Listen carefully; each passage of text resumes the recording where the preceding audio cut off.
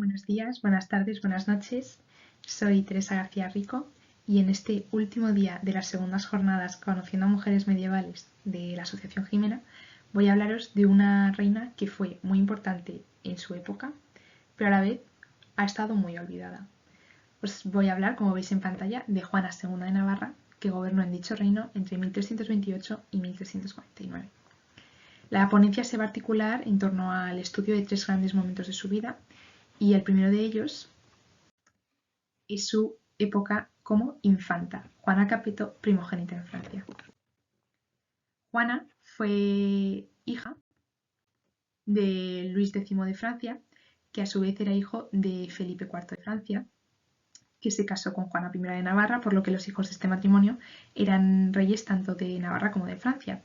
Luis X se casó a su vez en primeras nupcias con Margarita de Borgoña, la madre de Juana, una mujer de un linaje muy importante, del linaje de Borgoña, que sin embargo en 1314, año de la muerte de Felipe IV, pero unos meses antes, es sorprendida en un escándalo de adulterio junto a otras mujeres de su linaje, que le valió a Juana durante una temporada la sombra de la ilegitimidad, aunque esto fue desechado más adelante. Como ese mismo año muere Felipe IV y tiene que heredar Luis X, Margarita es repudiada por este escándalo y Luis X tiene que buscar una segunda esposa, que será Clemencia de Hungría. En 1316, sin embargo, muere Luis X y Clemencia está embarazada y da luz a un hijo póstumo, varón, que será proclamado rey, sin embargo, morirá a los pocos días. Entonces, claro, se da una situación inédita que nunca antes se había visto en la corona francesa o en la sucesión francesa, y es que no había hijo varón que pudiera heredar la corona. Esto dará lugar a un montón de debates, muchísimos conflictos, que al final la primera damnificada será Juana Capeto, porque era la primogénita del rey de Francia, que sin embargo se establece que no pueden heredar las mujeres porque nunca antes habían heredado la corona, entonces tradicionalmente no puede darse esa situación, por lo que Juana queda fuera de la sucesión. Y se genera un patrón de comportamiento que se repetirá hasta en 3 ocasiones distintas. Este patrón de comportamiento es que tiene que heredar la corona el varón pariente más cercano al rey difunto. Claro, una vez muerto Luis X, el varón más cercano es su hermano mediano, el conde de Poitiers, Felipe V de Francia, segundo de Navarra.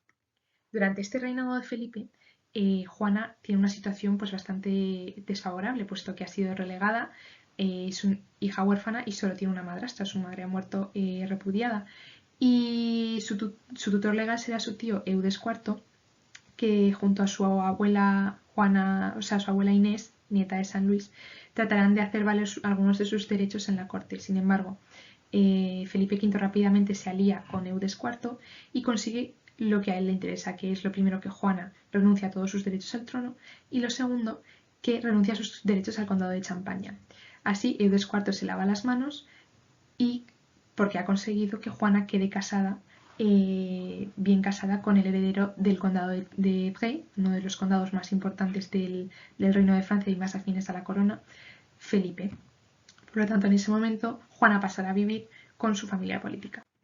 Sin embargo, en 1322 se vuelve a dar la misma situación que se había dado en 1316, y es que Felipe V muere sin descendencia masculina, simplemente tiene 3 hijas. En este caso no habrá duda y no habrá ningún tipo de debate. La corona pasará al varón más cercano, que en este caso es su hermano pequeño, Carlos de la Marche, conde de la Marche, o Carlos IV de Francia, I de Navarra. Ahora bien, en 1328, que es el momento en el que muere Carlos IV, se vuelve a dar la misma situación, pero en este caso será un año clave para la política europea, francesa y navarra. ¿Por qué? Porque no quedan herederos, o sea, no quedan parientes varones cercanos, es decir, no quedan más hermanos varones que puedan heredar esa corona. ¿Esto qué implica? Bueno, pues que queda gente afectada por este nuevo patrón de comportamiento. Las primeras afectadas serán las mujeres. La primera de todas, Juana Capeto, porque además digamos que puede ser de alguna manera la provocadora de este lío. Luego las hijas de Felipe V y en tercer lugar la hija póstuma de Carlos IV, porque al morir Carlos IV, su segunda mujer estaba embarazada y da luz a una hija. Por otra parte, quedan damnificados también los hombres, porque hay varios candidatos. El primero de ellos es Eduardo III de Inglaterra, que digamos es el descendiente más directo del último rey, porque es su sobrino, hijo de la hermana del rey. Pero de la misma manera que se había descartado que las mujeres heredarán la corona, también se descarta que puedan transmitir los derechos de la corona. Por otro lado está Felipe Conde de Valois, que es uno de los primos de los reyes Capeto, y en tercer lugar Felipe Conde de Bray, el marido de nuestra Juana. Carlos de la Marche, sin embargo, en su testamento establece que su heredero varón tenía que ser Felipe Conde de Valois. Esto no agradará a todo el mundo, como bien sabemos, luego de hecho dará lugar a una guerra, pero en 1328, con tal de tratar de afianzar esta nueva entronización, nueva entronización, se celebra una asamblea en Saint-Germain-en-Laye, por la cual se intenta convocar a todos los nobles que puedan que puedan quedarse afectados por esta nueva entronización. Y con dos objetivos. El primero de ellos, que reconozcan a Felipe VI como rey legítimo, y segundo, repartir aquellos territorios que por patrimonio correspondían a la corona de Francia, pero que por sangre no podía heredarlas Felipe VI. Este es, por ejemplo, el caso de Navarra. ¿Por qué? Porque Navarra era transmitido a través de Juana I de Navarra y Felipe Conde de Valois no tenía ningún tipo de relación con ella. Entonces los franceses establecen a Juana Capeto junto a su marido Felipe de Bray como nuevos reyes de Navarra, al ser ella la descendiente más directa de ese referente que habían establecido, que era Juana de Navarra. Y así entramos en el segundo gran momento de la vida de Juana, el momento en el que Juana es nombrada reina de Navarra. ¿Qué ocurría? Pues en Navarra en esos momentos había un ambiente bastante agitado. ¿Por qué? Porque desde 1285, año del matrimonio de Juana I y Felipe IV, los reyes de Navarra habían estado más tiempo en Francia que en Navarra. De hecho, había veces que ni habían pisado el territorio. Esto dio la sensación de que eran unos reyes ausentes y además delegaban el gobierno en gobernadores de origen francés que no conocían las costumbres de los navarros. Es decir, había un descontento generalizado. Por eso, el momento de la muerte de Carlos IV es aprovechado por los navarros como una oportunidad para rebelarse ante esa situación que tanto les disgustaba, por lo que establecen lo que se ha llamado un golpe de Estado, es decir, una asamblea en Puente la Reina, que es una villa de Pamplona. Un golpe de Estado en el que se reunieron todos los estamentos del reino, a excepción del estamento eclesiástico, por aquí de regnar, como dice la documentación, es decir, para elegir a su nuevo gobernador, a su nuevo señor natural. ¿Quién será esa señora natural que elegirán? Precisamente pues Juana II de Navarra. Lo interesante es que la eligen un mes antes de que ocurra Saint-Germain-en-Laye, porque Saint-Germain-en-Laye es en abril y el Puente la Reina es en marzo. Y ellos, pues nada, eligen a Juana como su señora natural, en tanto que las mujeres en Navarra pueden heredar la corona por los fueros, así lo tienen establecido. Y esto queda muy bien plasmado en el juramento real, que lo tiene editado José María Lacarra como su discurso de incorporación a la Real Academia, el juramento de los reyes de Navarra. En ese juramento pues establece las dinámicas de colaboración de los reyes con el pueblo, qué papel tenía el rey consorte, en fin, una serie de papeles interesantes como gobierno hay que decir que fue pues, un gobierno más beneficioso para los navarros de lo que habían sido los otros franceses. Felipe de Bray lo más interesante que hace es el mejoramiento del fuero.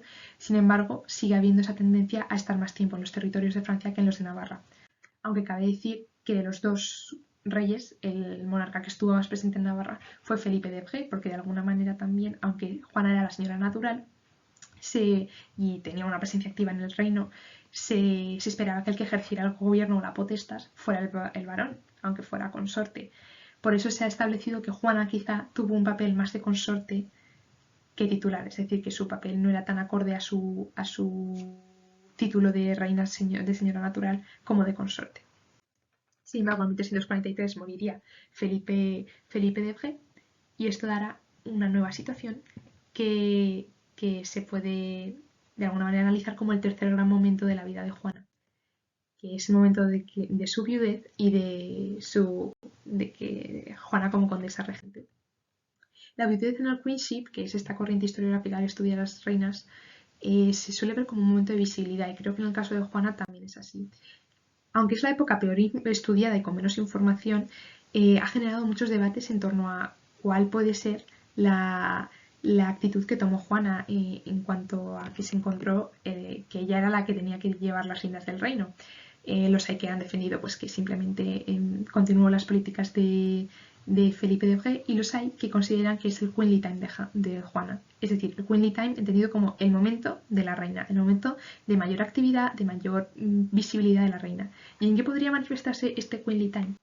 Bueno, pues en varios aspectos. Lo primero es que cambia su intitulación.